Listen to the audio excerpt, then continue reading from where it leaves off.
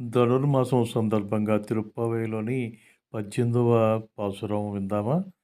"உந்து மத கழித்த நோடாத தோள்வலியன் நந்தகோபாலன் மருமகளே பின்னாய் கந்தம் கமுழும் குழலி கடை திறவாய் வந்தெங்கம் கோழியழைத்தகான் மாதவி அப்பந்தல் மேல் பல்கால் குயிலினங்கள் கூவினகான் பந்தார் விரலி உண்மை துணன் பேர் பாட செந்தாமரை கையால் சீரார் வளையொலிப்ப ஒந்து திறவாய் மகிழ்ந்து ஏலோ ரெம்பாவாய்."